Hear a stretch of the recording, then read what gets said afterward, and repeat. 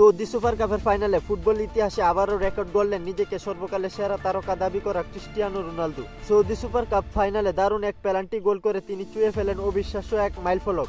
Ronaldo এখন ইতিহাসের প্রথম খেলোয়াড় যিনি 4টি ভিন্ন ক্লাব ও জাতীয় দলের হয়ে 100+ গোল করেছেন। ক্রিস্টিয়ানো রোনালদো জুভেন্টাসের হয়ে 101 গোল, ম্যানচেস্টার ইউনাইটেডের হয়ে 145 গোল, রিয়াল মাদ্রিদের হয়ে 450 গোল এবং আল নাসেরের হয়ে 100 গোল এবং পর্তুগালের হয়ে 100+ গোল এবং সর্বকালের সেরা গোলদাতা। সহজভাবে বললে রোনালদো এখন 5 দলের হয়ে গোলের সেঞ্চুরি করা একমাত্র ফুটবলার। তবে দুর্ভাগ্যজনক ব্যাপার হলো আজকের রেকর্ড গড়া রাতেও আল নাসর সৌদি সুপার কাপের ফাইনালে টাইব্রেকারে হেরে গেছে। দল হেরে রোনালদোর মান খারাপ, কিন্তু রোনালদোর নাম আরো উজ্জ্বল হয়ে উঠেছে ফুটবল ইতিহাসের পাতায়। বয়স তার কাছে শুধু একটি সংখ্যা মাত্র, প্রতিবারই মাঠে প্রমাণ করে দিচ্ছেন কেনই তিনি ফুটবল কিংবদন্তি। খেলাধুলার গুরুত্বপূর্ণ আপডেট পেতে আমাদের চ্যানেলটি সাবস্ক্রাইব করে পাশেই থাকুন।